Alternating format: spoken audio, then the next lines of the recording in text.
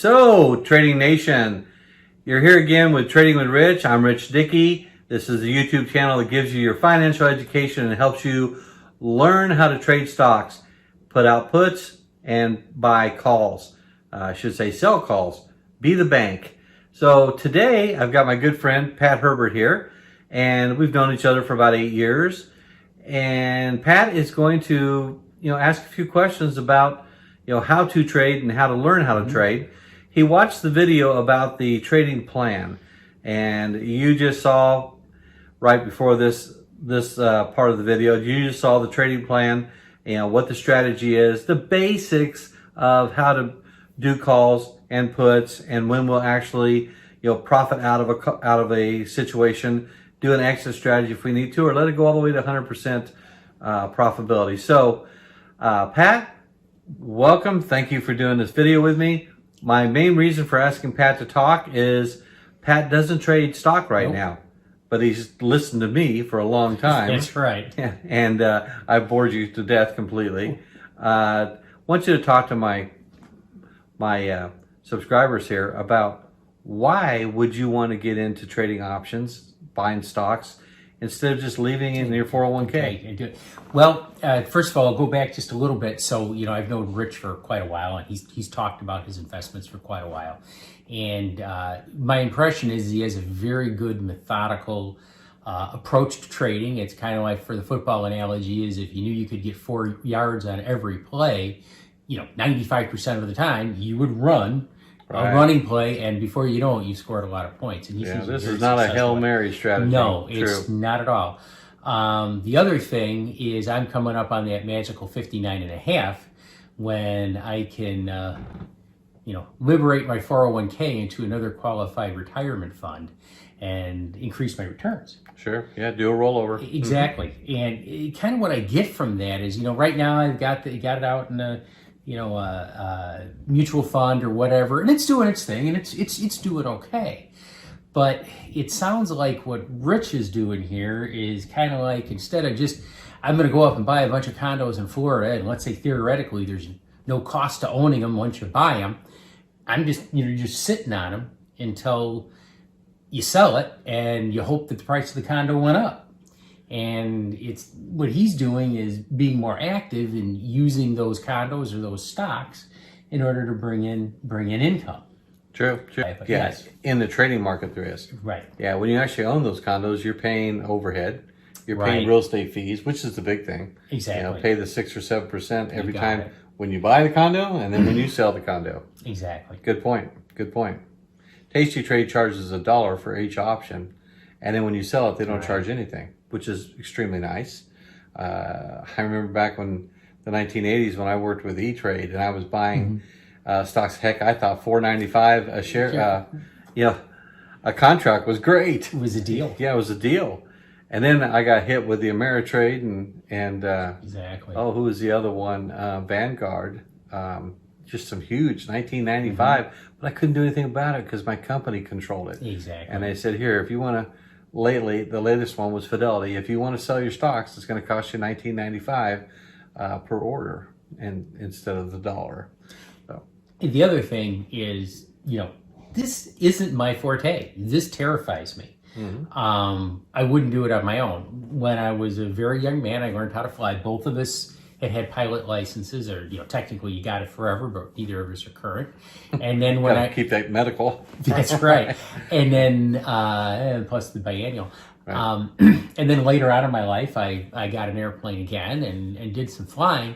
But what you find is that you go out to the airport. First day you're doing some flying, but you're with an instructor and you're not doing everything on your own. And as you accomplish a skill, then you move on to the next one. Puts and options, puts and calls is something that, I'm very uncomfortable with. But Rich is, once I open this up, Rich is going to be playing basically my flight instructor, and we're going to be doing duels so that I can kind of learn how to do it and get comfortable with it. Yeah, you will do just fine. I had lots of students that were 22 to 28 years old, especially when I worked at Best Buy and I was teaching people how to get started in this. they dabbled, and some of them have done fantastic. Now, I will say right up front that if you don't have the fortitude to hang in there when stocks go down and it keeps you up at night, then maybe you don't want to do this and you don't want to trade your own stocks, because the market will go up and the market will go down. It sounds like, at least with your strategy, as far as, tweaks up and down, if the stock goes down a little bit and you're getting the premiums, Yeah, you don't it's have not to like, sell. Yeah. well, and you've got income in the meantime. You could actually buy a stock at 10 and sell it later on at 8 and still make money on it because you've been making premiums on it all along. Right. So that's what really intrigues me about this. It kind of allows you to be master of your own destiny. Yes. You can take as much risk or as little risk. And again, it's, continually fighting for yards. You're not out there trying to get a 3-run home run. You're just, you're trying to get walks and base hits, and before you know it, it all adds up. Right. And it does. The premiums will add up throughout the year. I like to tell folks when we're going through the learning that you can afford to lose 15% of your stock value through the year, because you're going to make at least 15% with your premiums. So if you bought a $100 stock, at the end of the year it's worth $85. You may have $15 worth of premiums that you've put back into your checking account throughout the year because you actually worked on this and didn't just sit on your thumbs and hope and pray that it ends up over 100 when you want to sell it. Instead, in the past, you might have sat on it, it went down to 90 and you say, oh, I got to sit on this because I got to wait for it to get back to 100. Well, not if you already collected $15 in premiums. Right. And later, I already have the charts together for the last couple of years. I'll show people how I actually make more in premiums, a lot more in premiums than I ever lose in the value of the stock. Now, can you tell me a little bit? I think I understand this a little bit. What's just the basic concept of a call? Yeah, a call is you own a stock or a leap, which is a long, long expiration anticipated product, right? Yes. So a leap is a controlling share. You control the share. We'll just put it that way. You control the share at a lot less of the price than what the original share was. But let's just talk about stock and a call on a stock. So you own a $100 stock, and you make the offer to somebody sitting across the table. The whole option market is based on buyers and sellers. It is a bidding market. Somebody has to buy your offer. If you make an offer and you make a bid and that's what you're asking for, if somebody doesn't come back and give you a bid and say, well, I'm not willing to give you this, I'll give you this, then you guys settle on it, that's where you get your call premium. So if I have a $100 stock and the other person across, which is the buyer, I am the seller. I'm actually the writer of the call, what they call a call writer. I write the call and I say, all right, you can buy my stock from me. This is the call. You can call it at 110. So you can buy it at $110 no matter how high it goes. Even if it goes to $150, I've agreed to sell it to you for $110. So that's a $10 strike price from 100 to 110. Now you're not going to do that for free. So what you negotiate is the premium, which is, I'm going to set this out for, say, 30 days. It's at 100 right now. What's the chances you think it's going to get to 110 or more? Well, you think it's going to go to 150. You might feel really good about it. So you're willing to pay $2 for a premium.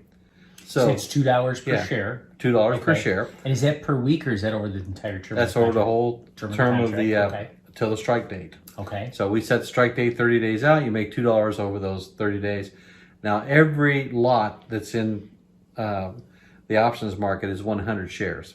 So they always talk in terms of pennies and dollars, but you always have to multiply that times 100. Okay. So if you have a $2 call, that's really a $200 profit. But for simple guys like me, that makes it easy to do it just per to keep share it, because it's so you're not talking large numbers. Got it. They like doing it that way. Got it.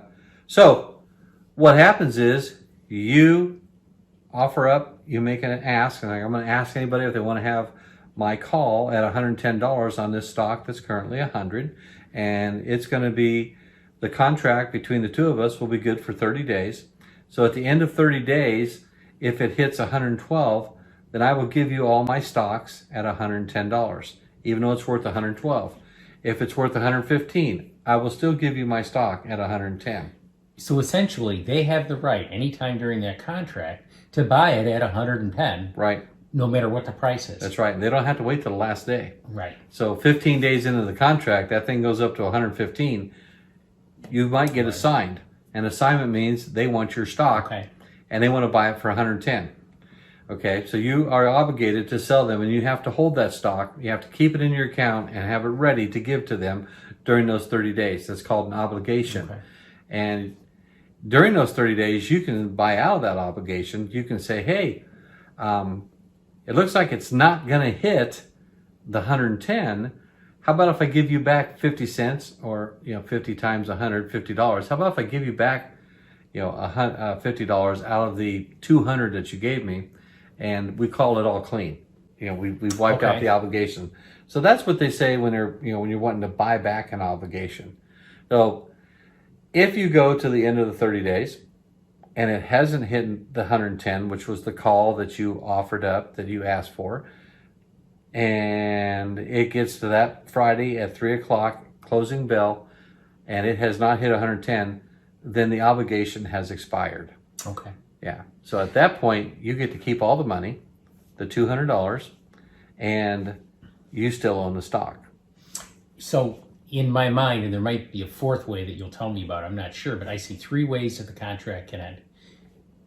They pay the premium, it never goes to 110, they don't buy it, we keep the premium, we can write another contract on it if we want. Rinse and repeat, right. It goes over 110, say it goes to 112, and they say they want it, you sold the stock, you keep the premium, you get the $110 per share, but you don't get the extra for what it went over. That's correct. You've limited your profitability. Or time is going along and I'm looking at it and saying, yeah, okay, I'm going to pay you X number of dollars back in order to get out of the contract. Now that could be a case to where you still make something on it.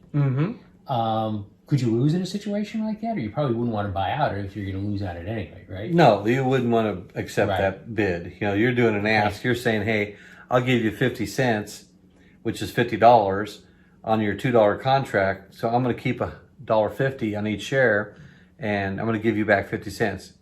Those 99.9% of the time, it works. Everybody agrees. Yeah, you're right, Rich. We're only a week out, and I'm sitting at $102. What's the probability that this thing's going to go up to 110? Well, they can look at their online brokerage account, and they've got numbers out there for probabilities. It's called out of the money. Well, how far out of the money are you? Well, I'm 90% out of the money, so there's a 90% chance that I'm not going to hit 110. I'll take your 50 cents, and I'll at least get something out of this. So that's a case to where the fella on the other end is trying to cut their losses. Right. Fellows trying to cut their losses. And scenario there, you could get assigned early. Okay. And I have been assigned, when it wasn't even at the 110. Okay. It was at 108. And for some reason, the guy on the other side decided that he wanted to buy the stock for 110 when it was only worth 108. Okay. Made no sense at all, but trust me, it has happened a few times as I've been trading over the years. And I got to shake my head and said, well, somebody made a mistake because, I'll give it to you for 108, and I'm going to turn right around, and I'll give it to you for 110, excuse me. I'm going to turn right around and buy it back for 108. So you made the $2. Yes, I made the $2. That doesn't happen very often, and definitely I'm sure it doesn't happen with professional traders working with us retail traders. Right. But it does happen. On the other side of it is you may only be 10 days into it, and they decide they want to buy it at 110, because it's already at 111. And you can get assigned, have to sell them that stock at 110. It's worth 111, and yes, are you losing money? Well, actually, you didn't even really lose much in the profitability in a scenario like that because you collected $200, dollar per stock per share, and it only $2 per share, and then it only went up $1. So you sold your stock at 110. Remember, it was originally 100. Right. So it went up $10. $10 times 100 is 1,000. It went up $1,000. You collected $200 for the premiums. So that's $1,200. And then, he bought it back at $111. So you only made $100. You lost that opportunity. You lost. You still made $1,200. Yeah, and you could have made $1,300. You could have the other possibility happen, right? That the stock went from 100 down to 99.50. Happens a lot. But you still had the income there, so right. So it offsets your loss. It offsets your loss. Yes, that's exactly right. That's exactly right. But yeah, good point. That's a good. So essentially, you could have a stock that doesn't move from the time you own it, buy it, till the time you sell it, and you're making money on it. That's exactly right. Okay. Now, I have owned Alibaba for about 3 years, off and on, back and forth. And of course, I may sell some, if I get assigned, I go ahead and sell it, then I rebuy it back. But in general, I've never gotten off Alibaba. Mm-hmm. A little over 2 years ago, it was 220. And it was 228 last week. Now it's 205. It's going to go back up to 220 again fairly quick, I believe. But there's no guarantees on which direction or even when they're deciding they're going to do it. But I thought, I've sat on this inventory for so long. If I had that in a mutual fund, I wouldn't have made anything. It would have been flat even. Or if you bought it on your own. Right. But over those 2 years, my Alibaba has returned right about 20%. And so I'm making 20% on premiums with something that's not moving, at all. Exactly. Yeah. So they call that volatility too. So in between, what happened? Well, Alibaba went up to $325 and it went down to $160. And, that's the volatility. And that's where, the premium really gets driven by people trying to speculate on which way the direction is going to go. Yeah. So direction and time value are the two key components to buying and selling options. Okay, so in the stock market, you have the right but not the obligation to buy that at 110. Okay, so but the other direction, I've got this stock at 100 and I want to do a put. And let's say it's at 100, we put something out there at $95. And you take it. If the stock goes down to 95, you have the opportunity to buy it if it goes down to 95. Is that correct? Probably the best way to answer this question, because you got a couple. Or am I doing it backwards? You got a couple things backwards there. I just realized it. Yeah, that's fine. It's fine. But let's start with a put, and you own the stock. Okay, so you can put the stock out there as the owner of the stock, and that's you're selling the right for the person across the table to buy it at $90. Got it. And he agrees that he will buy it at 90, and when he bought that, he's hoping that it stays above 90 so he doesn't ever have to buy it. Okay, so if it stays at 92, he gets to keep the premium you gave him because he had to get something out of the risk of that thing going down to 90, and he'd have to buy it. Because what if it went to 88? He'd have to buy it at 90. So is this what I got backwards on the original scenario? With a put, normally it's not a stock I have. I put something out here that I would buy somebody else. Normally, people do use what you talked about as far as selling a put and going out to hedge they think their stock is going to go down. So they want to make a little bit of money off of it. So they'll sell the obligation at $90 and make a little bit of money, and they don't really lose $10 a share, they lose $8, that type of thing. What 90? So this is a stock that maybe is sitting at 95 right now. Yeah, let's say it's sitting at 100. Use our same example. Okay. Sitting at 100, I agree to buy the stock if it goes below 90. Okay. You don't own the stock. I don't own the stock. Somebody else owns it. I'm making an offer. So I'm saying, hey, you really think this is going down? You want to hedge? You want to hedge against that? So you sell me the opportunity, the obligation to buy that stock at 90. You can assign it to me as long as it goes below 90. Okay, so let's say it goes to 88. You only lost down to 90. So you kind of hedged. You thought it might go that way, so you bought a little insurance and you hope that you're just covering yourself. On the other side, I am buying that premium, and I'm going to say, yeah, I'll take $2 for the risk that stock's going to go below 90. And if it goes to 88, I still got to buy it at 90. Okay. So if it never hits 90, I get to keep the $2 times 100. I get to keep the 200. Right. And that's just pure profit. The only thing I had to put up was enough money with Tastyworks, just in case I ended up having to buy the stock. I had it there to purchase it. You I've got own it. Right. They want to make sure you have the money there. It's called a cash secured put. Okay. When you go down to 90, I've heard you say that 100 times. That's right. Now I think I might cash, actually I understand. do better with cash secured puts than I do with calls on my stock. Right. But I like to own the stock because the stock value goes up. You're going up $100 each time, or if it goes up, with your call, you got a limited amount of profit that you can have there because you already agreed to what the premium would be. An example of that is on this 100 that, let's say, that it hits 100. And when it's at 100 now, it hits 110. Well, I make the $200, and then I make the $1,000 from the 100. Profit. Right. So I make $1,200. Right.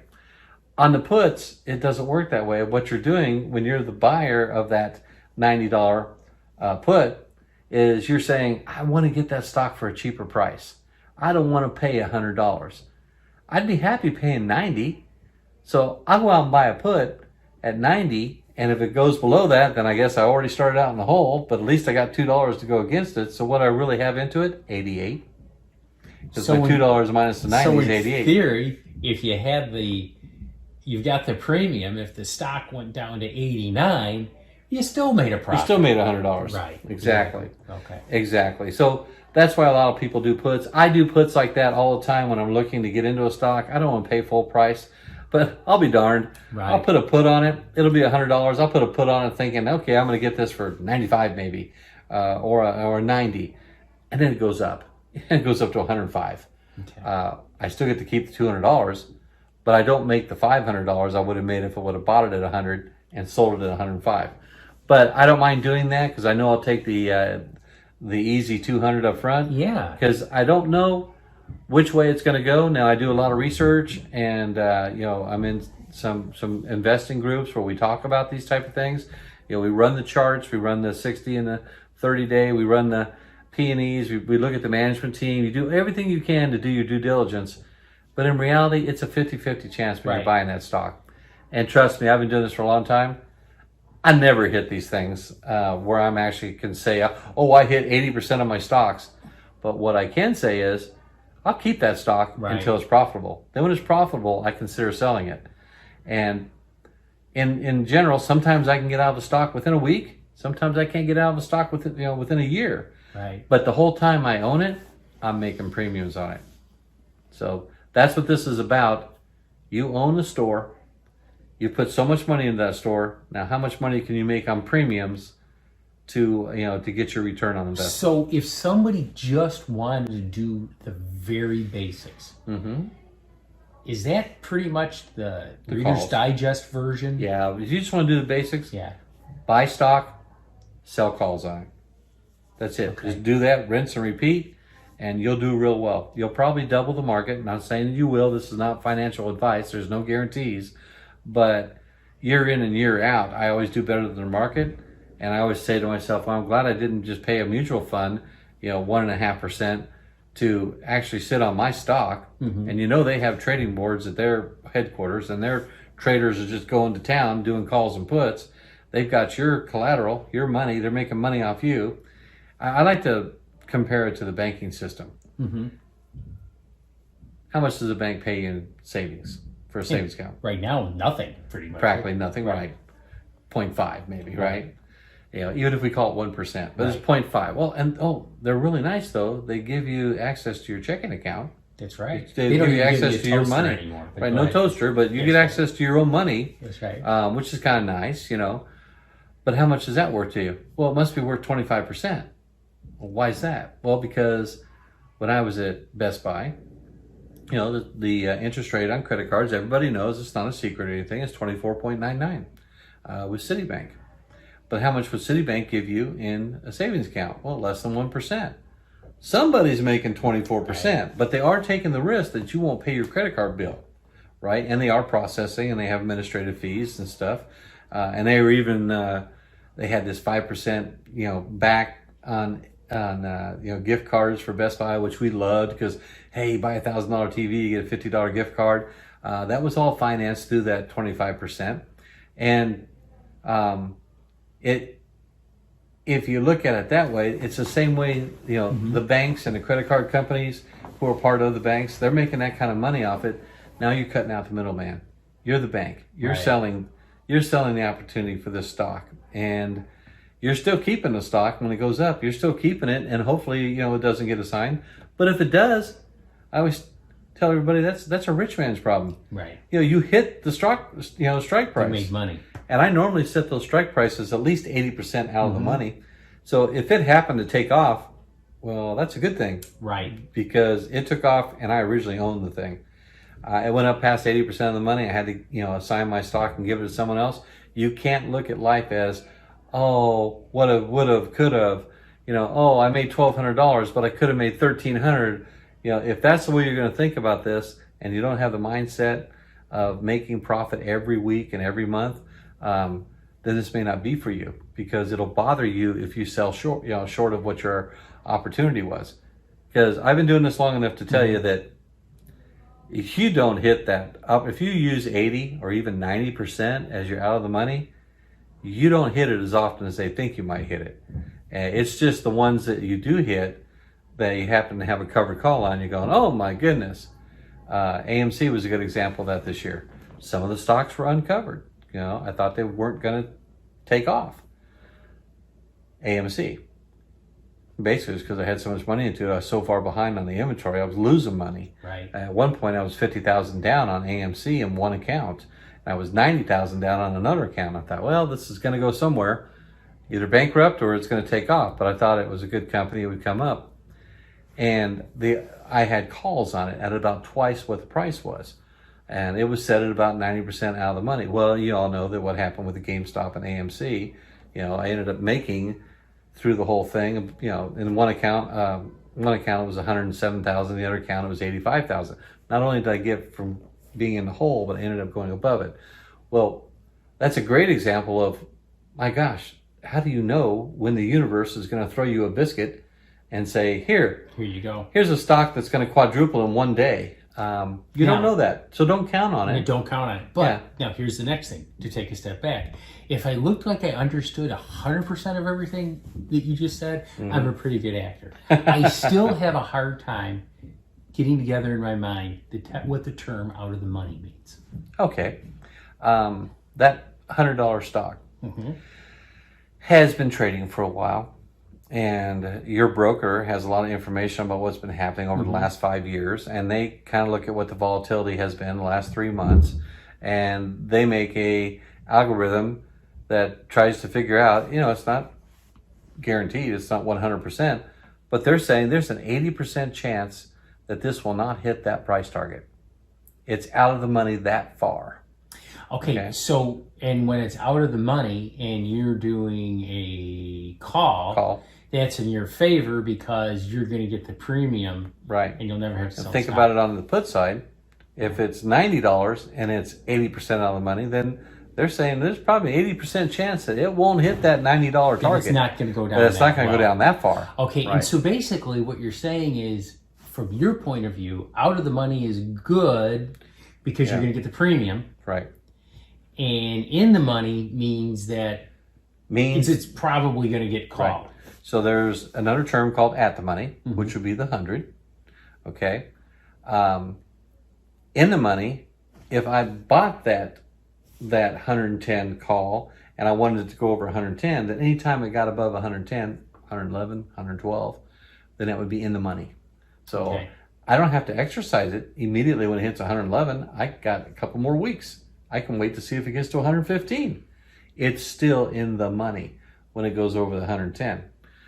But when it's below the 110, then it's, you have not hit, it's above the 100, right? But it's not above your 110. All right. So out of the money is, let's just think of it. Out of the money, it's got an 80% chance that it won't get there. Okay. Either way, up or down. If it's 80% down on a put, 80% chance it won't get to 90. Okay. On a call, there's an 80% chance it won't get to 110. Okay, got it. All right. And when you're setting your strike price that you want to ask other people to buy, they can see that number too. So if that number says 50, then there's a 50% chance it'll get there, 50% chance it won't. So if it goes to 105, that might be a 50% chance that it'll get there. So what you're saying is that with the software that you use, they run the algorithms, so you can look at those percentage numbers and at least have a reasonable guess of how much risk you're taking. Right. Okay. That is correct. That is correct. And, with the broker that I use, Tracy Works, I think their information is great. Yes, I've used Robinhood, but they don't have nearly as much information. I use Charles Schwab. I like them too. I've had stocks in mutual funds my whole life. But I've only been able to trade options with the money that I've had outside of my 401k. Just like you, I had to wait till I was 59 and a half. So it's a scary thought when you go to take over your own money. It really is, because you don't want to lose your retirement. That's why you want to stay with the safe, most conservative trades that you can, which would be, pick the stocks that you feel comfortable with, do plenty of research on it, and then just do a covered call. Do it with your stock and do a covered call. And if you can live with the fact that sometimes you may not have put that strike price far enough out and it got hit and they took your stock, a lot of people look at it as, oh, they took my stock away. They took it away at 110. But a lot of people who are successful in this business realize, wow, they took my stock away. You made money. I made money because I only bought it for 100 and I sold it for 110, and there was 100 shares in there. I made $1,000. If you're looking at it that way, instead of, oh man, it hit 115, I could have made this. Yeah. There's two ways to look at it. The glass is half full. And that's what terrifies me. Yeah. I mean, this should be something that you're doing using facts, probability, statistics, not emotion. Oh, and that is why the good traders do not make decisions on emotion, and they don't try to make up losses. It's like going to Vegas, like I said in my example, and, oh, I've lost 10 times in a row. Can't possibly lose 11. Yes, you can. You need to bet, as Tom Slosnoff at Tasty Trade says, but trade small, trade often. The recommendation is not to trade more than 3% of your portfolio on any particular. Now, I never go up to 3%. I just don't make that large of bets on these things. And really, you are kind of betting on which way you think it's going to go. But what's nice is some of these scenarios, it can go 3 different ways out of 4, and you're still winning. Right. So actually, it's 2 out of 3. It's either going to go up, it's going to stay the same, or it's going to go down, right? And if you put a put down at $90, that's on something at 100 right now, if it stays at 100, you're fine. You made the premium. It goes down, and it goes down big time, and it goes down almost 10%, it goes down to 92, you're still okay. Right. Right? So if it goes up, then it goes to 105, you're still okay. You're even better. Yeah, so 3 times you could win on that scenario. Right. The 4th time, the 3 out of 4, as I say, 3 of them are good, 4th one's not, kind of like football. Passing usually has 3 different outcomes. Right. In this, 3 out of 4 times, you could win. If it goes below 90, then you own the stock, or you buy yourself out of the obligation. On a call, if a call doesn't go up as much as you put your strike price out there, so in our example, the 100 goes to 108, you win. If it stays at the money and doesn't move either way, it stays at 100, you still win. You win. If it goes down to 95, you get to keep the premium, but now you own stock that actually went down $5, and you got to hold on to that stock and wait for it to come up. You don't have to. You could sell it for a loss. But if you sold it for a loss, that would be $5, right? 100 to 95. But you got $200 offset with a premium, so you really only lose $300. And it sounds like if it's a If it's a stock you're comfortable with, Yeah, just and keep it. it has, kind of, I don't want to say predictive volatility because I think that's an oxymoron. Right. But if it's a stock that you've been watching, you kind of know where it's at. You can just It's like continue Warren to make Buffett it says, back. you need to be able to feel comfortable with owning this stock for the next 3 to 5 years. Right. And you can't worry about what it does on a daily basis. You're looking long term. What I do is I will sell my stock if I feel like I want to reallocate and put a little more into something else, or there's a new company coming out. I'll go ahead and let my premiums add up, and I'll take that cash and go buy the new stock. Keep the old stock. If I get too big in a stock, because a lot of times I'll take the same stock with its premiums and buy some more stock, and then I start to realize, it's getting a little bigger. I don't like the allocation. I will wait till it's really profitable. And if you're doing multiple lots, you might have 2 that are not profitable and 5 that are. Go pick, a couple of lots out of the 5 that are profitable and sell them and reallocate a little bit. Put it back into cash. You can go do options with that cash, or you can go ahead and buy other stock with it.